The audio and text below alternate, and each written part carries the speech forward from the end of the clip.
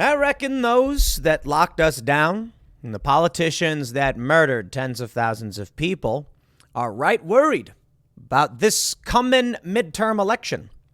Because since 2018, Democrats have been in control in Congress. Now, of course, Donald Trump was the president until 2021, basically.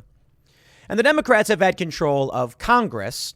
So we have not gotten a good inquiry into what happened over the COVID lockdowns, the vaccines, etc. Were they rolled out properly? Were the people adequately informed? What happened? Well, of course, now we have an article from The Atlantic. Let's declare a pandemic amnesty. We need to forgive one another for what we did and said when we were in the dark about COVID. We need to forgive. That's right. When those governors, Cuomo, Wolf, Whitmer, Newsom, when they put sick or recovering COVID patients who are still infectious into nursing homes, killing the elderly, we need to forgive them. That's what they're saying, right? When they told you weren't allowed to see the birth of your child, when they said you could not be there when your grandparent, parent, or loved one was dying, they want your forgiveness. The funny thing is, the skeptics, they're not the ones who called for draconian measures. They're not the ones who shut down Walmart when people were trying to buy seeds. They're not the ones who in New Jersey went to the business of a woman who was live streaming and told her to stop. Yeah, I'm not entirely convinced it was about COVID. But here we are. Here's the story from The Atlantic. Seems to me that the people who orchestrated much of the lockdowns know that there's going to be some accountability, and they're hoping you forgive them. What do I have to forgive anyone for? I'm sorry. What do I have to apologize for? I'm not going to be forgiving any of these psychotic draconian lunatics. But why would I apologize for anything? Why would someone need to forgive me? What did I do? Did I put children in masks? Did I lock them in their rooms? Did I forcefully inject anybody? Did I create COVID camps in Australia where people were detained and then some even tried to escape? Did I pull up to someone's house with a police vehicle? I didn't do any of that. In fact, I mostly minded my own business. So when you say let's declare a pandemic amnesty, you're basically saying that I should not hold you accountable for all the damage you wrought, for your psychotic cult-like behavior. So no, there will be no amnesty. Here's the article from The Atlantic. This is from Emily Oster. We need to forgive one another for what we've said. She says, let's read through this. And then we have some news. In April 2020, with nothing else to do, my family took an enormous number of hikes. We all wore cloth masks that I had made myself. We had a family hand signal, which the person in front would use if someone was approaching on the trail and we needed to put on our masks. Oh. Once, when another child got too close to my then 4-year-old son on a bridge, he yelled at her, social distancing, because you're psychotic. These precautions were totally misguided. In April 2020, no one got the coronavirus from passing someone else hiking. Outdoor transmission was vanishingly rare. Our cloth masks made out of old bandanas wouldn't have done anything anyway, but the thing is, we didn't know. So what? Ignorance is no excuse for the lockdowns and the death. And might I add, from the Wall Street Journal, September 2020, the failed experiment of COVID lockdowns. We have known for a very long time that the lockdowns weren't working. Why is it then that they were maintained until the summer of 2021? Why is it that there were mask mandates in West Virginia until then? You dare now say amnesty? No. You in government, you leftist cult members, don't get to overreact, cause mass suffering and death, and then go, well, I had good intentions, so forgive me? No. Not how it works. She writes, I've been reflecting on this lack of knowledge thanks to a class I'm co-teaching at Brown University on COVID. Oh, co-teaching. Oh, Brown. We spent several lectures reliving the first year of the pandemic, discussing the many important choices we had to make under conditions of tremendous uncertainty. Some of these choices turned out to be better than others. To take an example close to my own work, there is an emerging, if not universal, consensus that schools in the U.S. were closed for too long. The health risks of in-school spread were relatively low. whereas the cost to students' well-being and educational progress were high. The latest figures on learning loss are alarming. But in spring and summer 2020, we had only glimmers of information. Reasonable people who cared about children and teachers, advocated on both sides of the reopening debate. No, you can't play that card. You see, if I'm concerned about catching COVID, I do one thing. I don't go out. I don't demand the government force you to stay home. You see the difference here. If you're concerned about your children getting COVID, you say, children, you're not going to school. You don't say, shut down the school for everyone. See how that works? Another example. When the vaccines came out, we lacked definitive data on the relative efficacies of the Johnson & Johnson shot versus the mRNA options from Pfizer and Moderna. The mRNA vaccines have won out. But at the time, many people in public health were either neutral or expressed a J&J preference. The misstep wasn't nefarious. It was the result of uncertainty. What point are you making here? Okay, first, as I always say, get medical advice from doctors, not podcasters. And I think the smartest thing you can do is talk to your doctor about your medical history, ask them questions, and make sure they are up to date on all of the relevant information. And if they're not, find a better doctor. Now, I'd like to show you this. You've seen it. Yahoo News reports. New York Supreme Court orders New York City to rehire and pay back wages to unvaccinated employees. In a shocking statement, quote, the health commissioner cannot create a new condition of employment for city employees, cannot prohibit an employee from reporting to work, and cannot terminate employees. The mayor cannot exempt certain employees from these orders, reads the opinion. Okay. It was authored by Judge Ralph J. Porzio. Porzio noted that vaccination against COVID-19 does not prevent transmission of the disease, but noted that the decision is not a commentary on the efficacy of vaccination. He noted that vaccination against COVID does not prevent transmission of the disease, but he's not commenting on the efficacy. Well, okay. So let's go back to your amnesty. If a judge has ruled this, then you're wrong about everything, aren't you? So what does that have to do with anything? She goes on to write, obviously, some people intended to mislead and make wildly irresponsible claims. Remember when public health community had to spend a lot of time and resources urging Americans not to inject themselves with bleach? And that's made up. Because Donald Trump was talking about disinfectants. And he said, is there a way that we could maybe put it in the lungs or inject something or inject it somehow? Trump did not come out and tell people to inject bleach. So they actually do have a UV light lung therapy thing. It's experimental, but people found the videos. I digress. Obviously, some people intended, she says, that was bad. Misinformation was and remains a huge problem. But most errors were made by people who are working in the earnest of the good of society. Okay.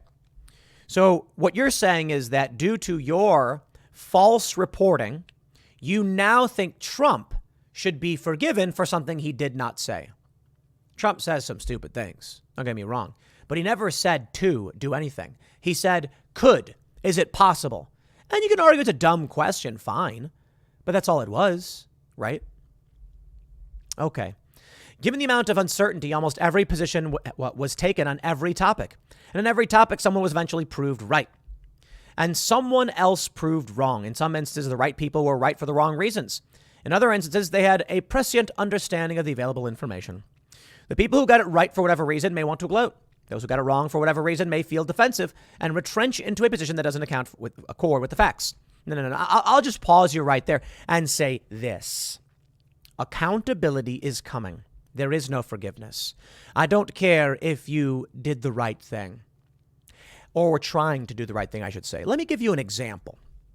Let's say there is a man and he is walking down the street, minding his own business. Boop, boop, boop. There is another man. Both of these men are wearing white T-shirts and blue jeans and red hats. One man is armed with a gun and just shot someone and is screaming, I'm going to shoot again. The police respond. Or let's just say you respond. Let's say you. And people are like, watch out. There's a guy with a white T-shirt, blue jeans, and a red hat. He's armed and he's shooting people. And sure enough, there you see this man. You see this man, and so you say, freeze, don't move. And the guy reaches into his pocket or into his waist, so you shoot him. You were told that a guy with a red hat, white T-shirt, and blue jeans was shooting people. He was reaching for something. I was scared. This was the guy. Uh-oh.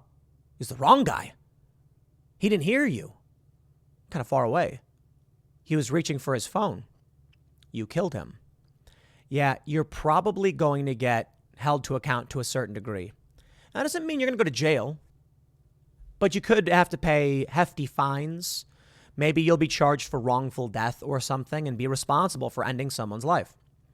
When you try to citizens arrest someone, now certain states have different laws, but in most circumstances, as my understanding, I'm not a lawyer, but my understanding is that if you screw up, you're civilly responsible. You can be sued. So let's talk about what accountability means. You can do something for all the right reasons and screw up, and you have to pay for your mistakes.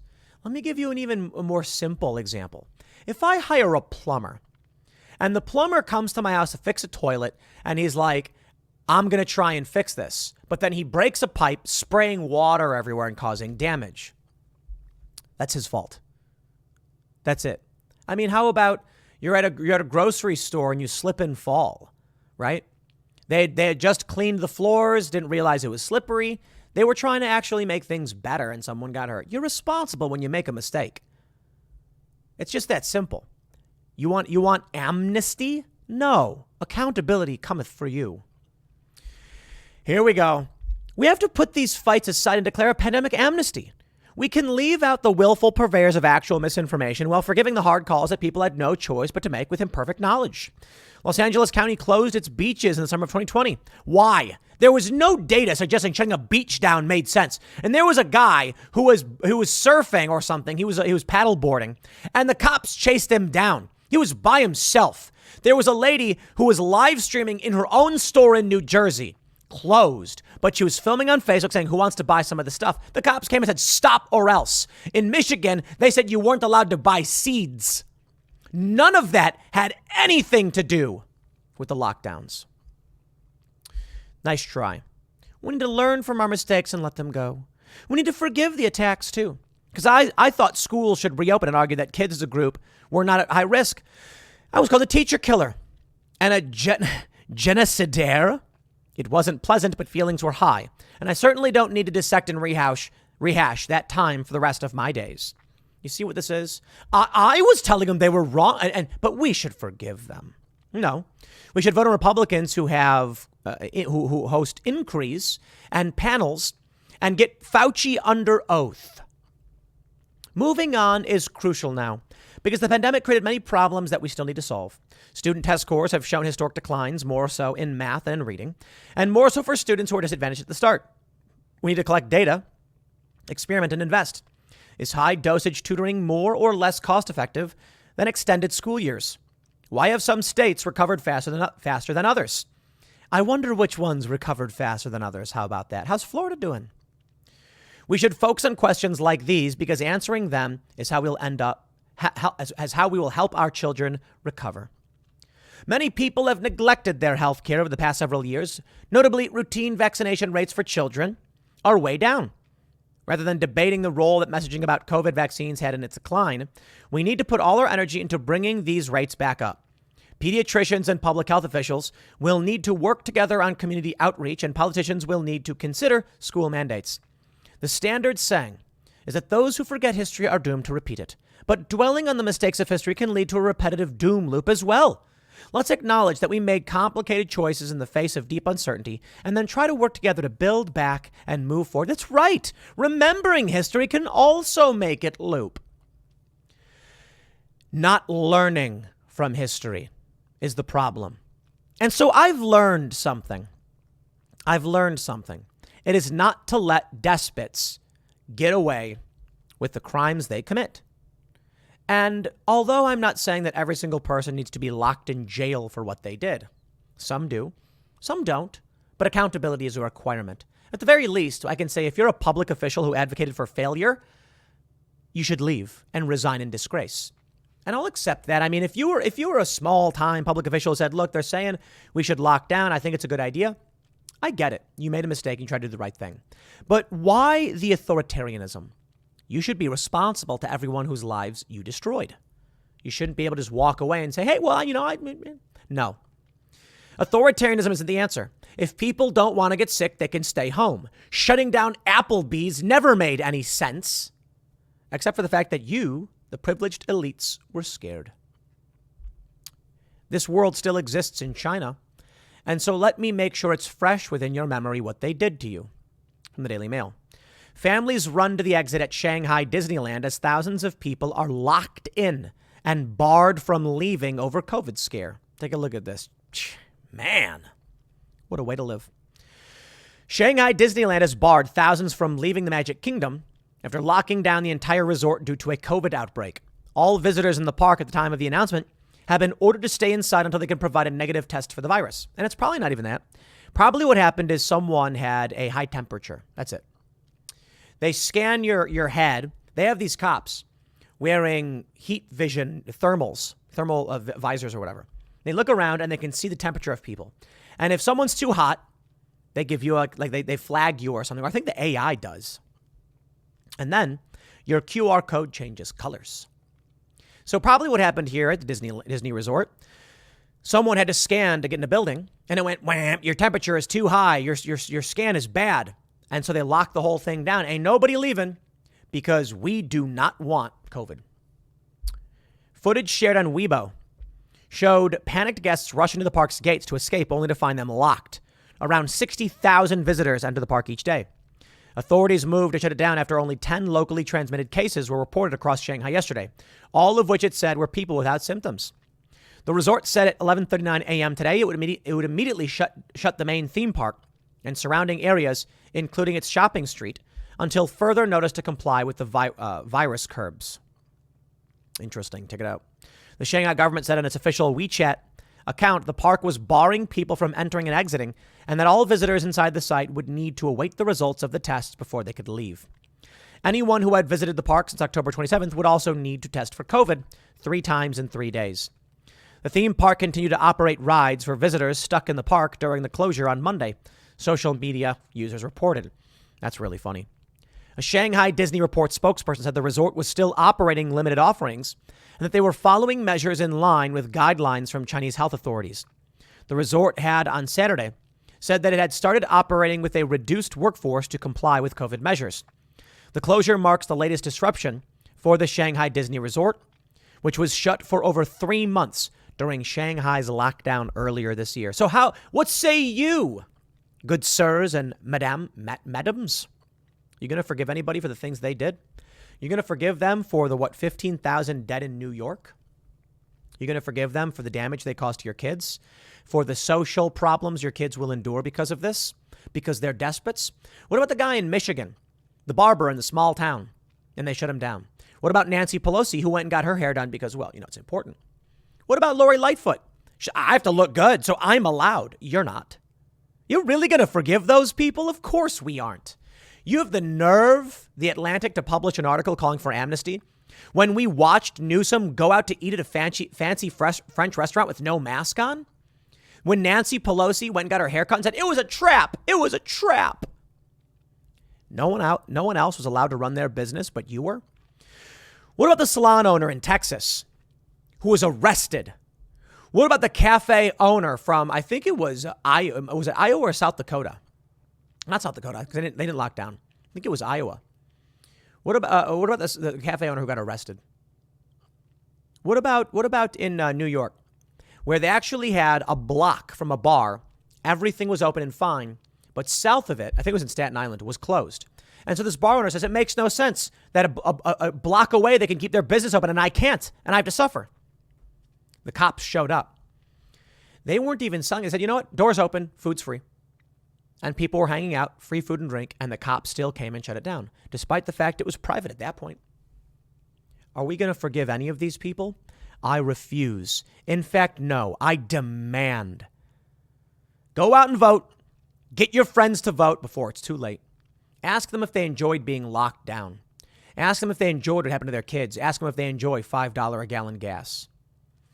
Get them to vote, and then we will demand that the Republicans who come in hold inquiries as to how this stuff happened. And we want accountability. In fact, I'll put it a little bit more than that. I don't want just accountability in the sense what we want inquiries. No. I would like to see Cuomo go to jail for murder. They had the Comfort. I believe it was the Comfort, the naval medical vessel. They didn't even use it. They could have. Instead, Cuomo said, just put the recovering patients in the nursing homes. And he was explicitly warned that will kill people. And he said, so what? Something has to be done about this. We cannot just sit back and ignore all of these things. So as the panic sets in, as we get closer and closer to the midterms, and many expect there's going to be a red wave, fingers crossed there is, because who knows? Especially with what's going on in Pennsylvania. Who knows? If it be the case that Republicans do win, then accountability we demand. Inquiries, subpoenas, the works. The same is true for state legislatures. If you're in a state that has a Republican legislature, you better demand that they start working on criminal referrals for these despots that killed people. Because if you don't, it'll only happen again. So how about this? No, there won't be amnesty. I'll leave it there. Next segment's coming up at 4 p.m. over at youtube.com/Timcast. Thanks for hanging out, and I'll see you all then.